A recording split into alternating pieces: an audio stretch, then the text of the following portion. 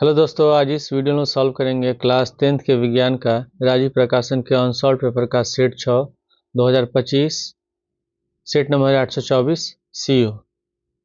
खंड अ में बहुविकल्पीय प्रश्न है। उपभाग 1 में फिजिक्स का क्वेश्चन है। पहले क्वेश्चन लिखा है कि निम्न में किस दर्पण के द्वारा आपका प्रतिबिंब सदैव सीधा प्रतीत होता है।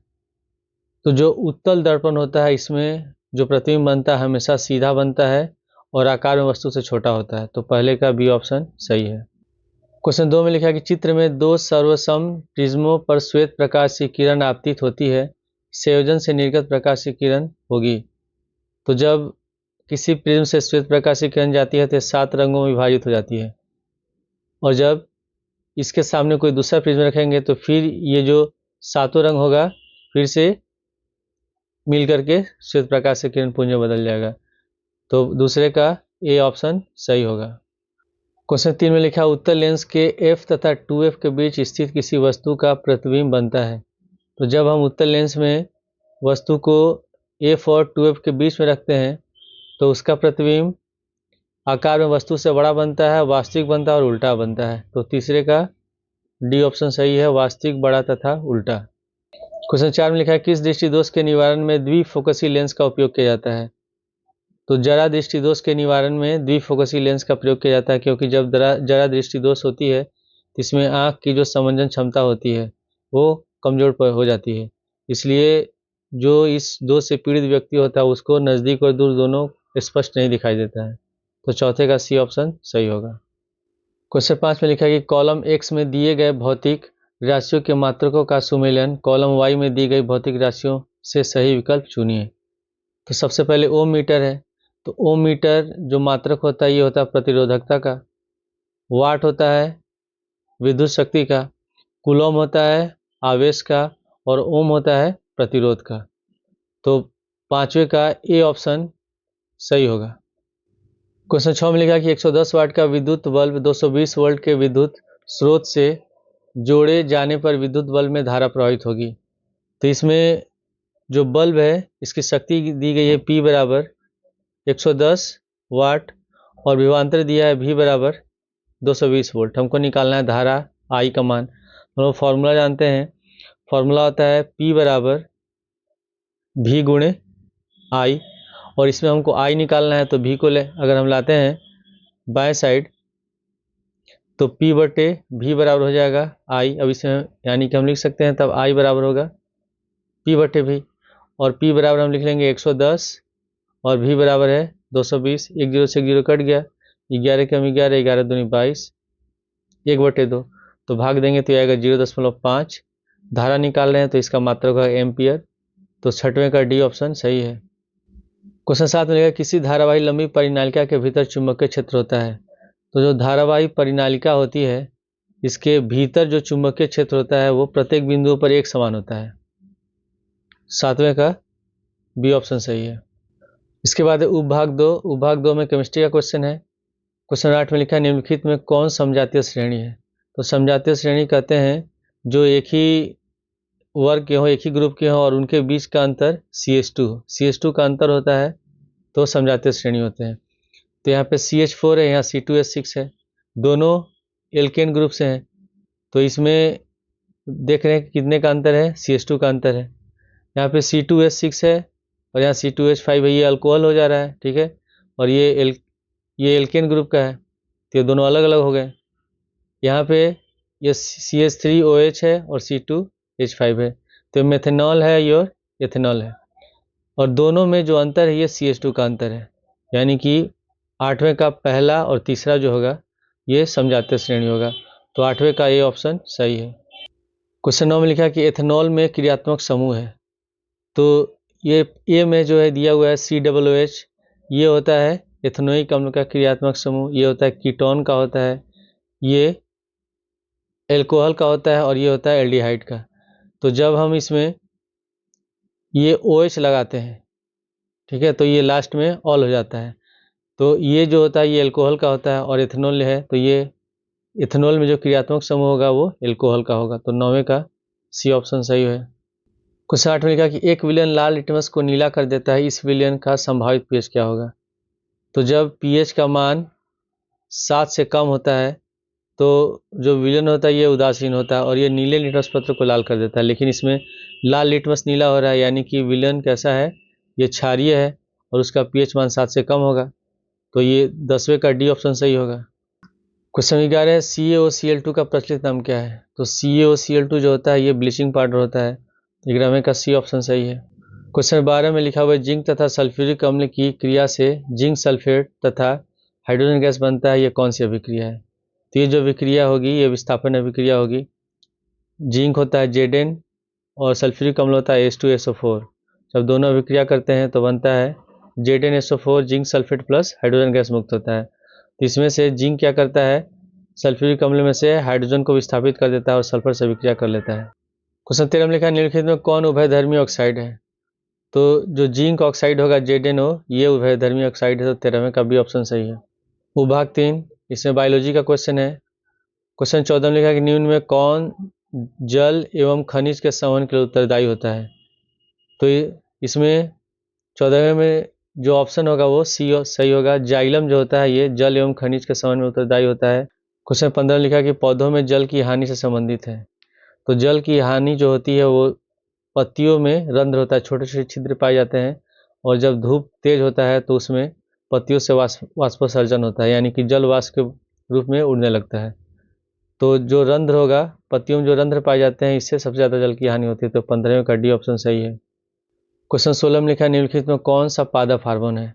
तो ऑक्सिन भी पादप हार्मोन होता है, जिबरेलिन भी होता है और साइटोकाइनिन भी होता है। तो 16वें का डी ऑप्शन सही है इनमें से सभी।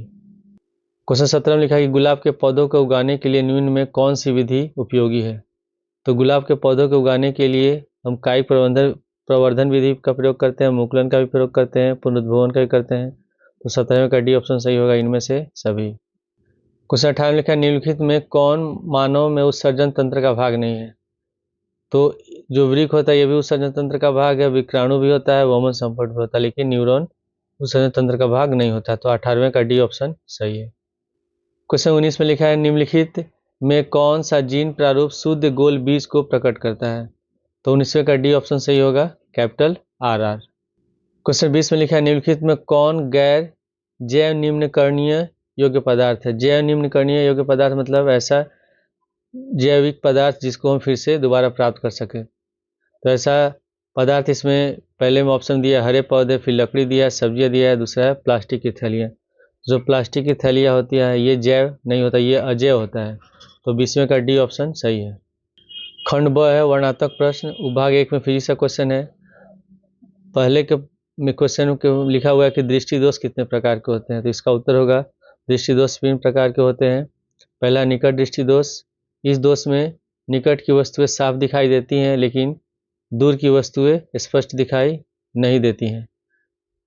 दूसरा है दूरदृष्टि दोष, इस दोष में दूर की वस्तुएं साफ दिखाई देती हैं परंतु निकट की वस्तुएं साफ दिखाई नहीं देती हैं। तीसरा है जरा दृष्टि दोष, इस दोष में निकट तथा दूर की वस्तुएं स्पष्ट नहीं दिखाई देती हैं। यह दोष आँख की समंजन क्षमता कम हो जाने के कारण होता है। क्वेश्चन दूसरा है, अवतल दर्पण से वास्तविक प्रतिबिंब बनने का किरण आरेख खींचिए। इसका उत्तर है कि जब वस्तु को अनंत और वक्रता केंद्र के बीच रखा जाता है तो प्रतिबिंब वास्तविक उल्टा और आकार में छोटा होता है। प्रतिबिंब वक्रता केंद्र तथा फोकस के बीच बनता है। यहाँ पे अवतल दर्पण हमको बताना वास्तविक प्रतिबिंब बनने का किरण आरेख। तो ये अवतल दर्पण है, ये हो गया मुख्य अक्ष, ये फोकस है और ये वक्रता केंद्र है। जब वस्तु AB को हम वक्रता केंद्र और अनंत के बीच में रखते हैं तो एक जो प्रकाश की किरण होगी ये मुख्य अक्ष से समांतर होगी और परावर्तन के पश्चात मुख्य फोकस से होकर जाएगी और दूसरी प्रकाश की किरण वक्रता केंद्र से होकर जाएगी और इसमें किसी भी तरह का विचलन नहीं होगा, यानी कि जिस मार्ग से जाएगी उसी मार्ग से वापस लौट जाएगी और प्रतिबिंब वहीं बनता है जहाँ परावर्तित प्रकाश की किरणें एक दूसरे को काटती हैं। तो दोनों एक दूसरे को इस बिंदु पर काट रही होते हैं, प्रतिबिंब बनेगा वास्तविक और उल्टा बन रहा है, आकार में वस्तु से छोटा बनेगा।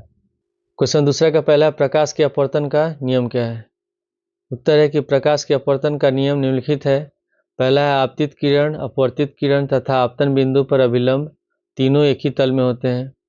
दूसरा नियम है प्रकाश के किसी निश्चित रंग के लिए आपतन कोण की ज्या तथा अपवर्तन कोण की ज्या का अनुपात हमेशा नियत होता है, यानी कि कभी बदलता नहीं है केवल एक ही रंग के प्रकाश के लिए। और इसे स्नेल का नियम कहते हैं, यानी कि साइन आई बटे साइन आर बराबर नियतांक। इसको हम लोग म्यू से भी सूचित करते हैं या ऐसे एन से भी सूचित करते हैं। क्वेश्चन 10 में लिखा है कि 10 सेमी दूर स्थित वस्तु के 15 सेमी फोकस दूरी वाली अवतल लेंस से बनने वाले प्रतिबिंब का आवर्धन ज्ञात कीजिए। तो इसमें अवतल लेंस दिया हुआ यानी कि फोकस दूरी माइनस में होगा। पहले दिया वस्तु की दूरी, तो वस्तु की दूरी को हम सूचित करते हैं यू से, और वस्तु को हमेशा हम बाईं ओर रखते हैं तो हमेशा दूरी माइनस में लेंगे, तो हो जाएगा -10 सेमी। फोकस है, अवतल दिया हुआ, तो एफ बराबर लिखेंगे हम लोग -15 सेमी। पहले हम इसमें निकालेंगे भी प्रतिबिंब की दूरी, इसका मान निकालना है। तो लेंस सूत्र से हम जानते हैं, लेंस सूत्र से फॉर्मूला होता है 1/f बराबर 1/v माइनस 1/u। फोकस दूरी दिया हुआ है -15, तो यहाँ लिखेंगे 1/ माइनस ऊपर लगा देंगे, 1/ हो गया 15 बराबर 1/v माइनस u है माइनस का 10, तो 1/ यहाँ लिखेंगे -10। वहाँ हो जाएगा माइनस माइनस प्लस, तो -1/15 बराबर 1/v प्लस 1/10। अब इसमें हमको भी का मान निकालना है, तो 1/10 को लाते हैं हम लोग बाएं साइड, तो ये भी माइनस में हो जाएगा। तो -1/15 माइनस 1/10 बराबर 1/v। अब यहाँ पे 10 और 15 कैल्शियम निकालेंगे, तो 10 और 15 कैल्शियम 30 होगा, तो एलसीएम लिख लेंगे 30। तो 15 में 30 से भाग देंगे तो यहाँ -2 हो जाएगा, 10 में 30 से भाग देंगे तो यहाँ 3 हो जाएगा। तो यहाँ पे लिखेंगे हम लोग -2 - 3 बराबर 1/v। तो -2 और -3 माइनस का 5/30 बराबर 1/v। तो 5 एकम 5, 5 छके 30। अब यहाँ भी तो नीचे हर में है, जब इसको ऊपर ले जाएंगे तो 6 भी ऊपर चला जाएगा, यानी कि v बराबर होगा -6 सेमी। तो इसमें जो वस्तु की, इसमें जो प्रतिबिंब की दूरी निकला है ये माइनस में लिखा है, यानी कि जो प्रतिबिंब बन रहा है ये वस्तु की तरफ ही बन रहा है। अब हमको इसमें निकालना है आवर्धन। तो लोग फॉर्मूला जानते हैं, आवर्धन m बराबर होता है v/u। लेंस में प्लस में होता है, तो v निकला है -6 और u है -10, तो माइनस माइनस कट जाएगा प्लस, 10 से 6 में भाग देंगे तो आएगा 0.6, और ये हमारा आंसर है। क्वेश्चन 3 का पहला, प्रेरित धारा से क्या तात्पर्य है, इसकी दिशा ज्ञात करने के लिए आवश्यक नियम क्या है। उत्तर है कि जब किसी तार से गुजरने वाली चुंबकीय फ्लक्स में परिवर्तन होता है तो तार में विद्युत धारा उत्पन्न हो जाता है, जिसे प्रेरित धारा कहते हैं। इसकी दिशा ज्ञात करने के लिए फ्लेमिंग के दाहिने हाथ का नियम का प्रयोग किया जाता है। क्वेश्चन 3 का दूसरा है, एक सीधे धारावाही चालक के कारण उत्पन्न चुंबकीय क्षेत्र की दिशा का नियम लिखिए। उत्तर है, सीधे धारावाही चालक के कारण उत्पन्न चुंबकीय क्षेत्र की दिशा का नियम दक्षिण अंगुष्ठ नियम है। इस नियम के अनुसार यदि हम किसी धारावाही चालक को अपने दाहिने हाथ में इस प्रकार पकड़ते हैं कि अंगूठा चालक में प्रवाहित विद्युत धारा की दिशा को दर्शाता हो, तो मुड़ी हुई उंगलियां चुंबकीय क्षेत्र की दिशा को दर्शाएगी। क्वेश्चन 4 का पहला है कि एक 2 ओम प्रतिरोध तार में प्रति सेकेंड 200 जूल ऊष्मा उत्पन्न होती है, प्रतिरोध तार के सिरों के बीच विभवांतर ज्ञात कीजिए। तो इसमें प्रतिरोध दिया हुआ है R बराबर 2 ओम, समय दिया हुआ है प्रति सेकंड यानी कि 1 सेकंड होगा, तो समय इसमें t बराबर है 1 सेकंड, और ऊष्मा दिया हुआ है 200 जूल, H बराबर दिया हुआ है 200 जूल। हमको निकालना है इसमें विभवांतर, तो हम लोग फॉर्मूला जानते हैं कि ऊष्मा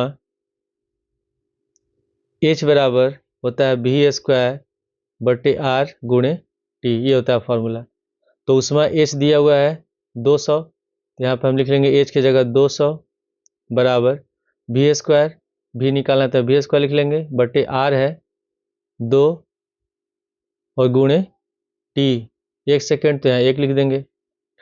अब 2 से v² से 1 में गुणा करें तो v² ही होगा, 2 को लाते हैं हम लोग बाएं साइड, तो 200 गुणा कर देंगे तो हो जाएगा 400, तो 400 बराबर हो गया v²।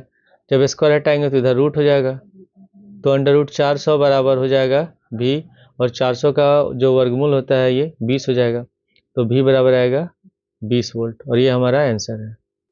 क्वेश्चन 4 का दूसरा है, किसी चालक का प्रतिरोध किन किन बातों पर निर्भर करता है और प्रतिरोधकता का मात्रक क्या होता है। इसका उत्तर है किसी चालक का प्रतिरोध निम्नलिखित बातों पर निर्भर करता है। चालक की लंबाई L, चालक का प्रतिरोध लंबाई के समानुपाती होता है, यानी कि R समानुपाती होगा L के। इसका मतलब कि जैसे जैसे हम लोग चालक की लंबाई बढ़ाते जाते हैं, तार की लंबाई बढ़ाते हैं, उसका प्रतिरोध भी बढ़ता जाता है। अगर लंबाई बढ़ेगा तो प्रतिरोध भी बढ़ेगा। अगला है अनुप्रस्थ काट क्षेत्रफल। प्रतिरोध R अनुप्रस्थ काट क्षेत्रफल कैपिटल A के व्युत्क्रमानुपाती होता है। जो अनुप्रस्थ काट क्षेत्रफल होता है, जो तार की मोटाई होती है, तो तार जितना ही मोटा होगा उसका प्रतिरोध उतना ही कम होगा, और तार पतला होगा तो उसका प्रतिरोध ज़्यादा होगा। इसके बाद अगला है चालक पदार्थ की प्रकृति पर निर्भर करता है, यानी कि जो चालक पदार्थ हो जो चालक है वो किस प्रकार के पदार्थ से बना गया है, कि लोहा है या तांबा है। अगर तांबा होगा तो उसका प्रतिरोध कम होगा, लोहा होगा तो उसका प्रतिरोध ज़्यादा होगा। अगला पॉइंट है तापमान। तापमान बढ़ने पर चालक का प्रतिरोध बढ़ता है, तो जैसे चालक गर्म होता है उसका प्रतिरोध भी बढ़ता जाता है। तो ये पहला दिया इसमें कि R समानुपाती L है और दूसरा है R समानुपाती L/A। तब दोनों को एक साथ हम लिखेंगे, तुलना करेंगे, तभी हो जाएगा R समानुपाती L/A। और ये जो समानुपाती का चिन्ह, जब इसको हटाएंगे तो कुछ न कुछ हम कांस्टेंट लिखेंगे, नियतांक लिखेंगे, तो उसके जगह हम लिखते हैं रो। तो R बराबर हो जाएगा रो L/A, जहाँ रो प्रतिरोधकता है और इसका मात्रक होता है ओम मीटर। क्वेश्चन 4 का अथवा दिया है। पहला है कि दिए गए परिपथ की सहायता से प्रतिरोध R का मान ज्ञात कीजिए, जबकि परिपथ में 6 एम्पीयर धारा का प्रवाह हो रहा है। इसमें चित्र में ये दो प्रतिरोध हैं, 2 ओम और 6 ओम के, ये दोनों समांतर क्रम में जुड़े हैं, और इसके बाद जो तुल्य प्रतिरोध हो जाएगा इसके साथ हो जाएगा श्रेणी क्रम में, और इसका विभवांतर दिया 12 वोल्ट और धारा प्रवाहित हो रही है 6 एम्पीयर। तो पहले इसमें लिख लेंगे, माना R1 बराबर 2 ओम तथा R2 बराबर 6 ओम, और धारा है I बराबर 6 एम्पीयर दिया हुआ है, और विभवांतर V बराबर है 12 वोल्ट। तो सबसे पहले इसमें ये दोनों प्रतिरोध समांतर क्रम में जुड़े हैं, तो यहाँ पे लिख लेंगे कि R1 तथा R2 समांतर क्रम में जुड़े हैं। तो तुल्य प्रतिरोध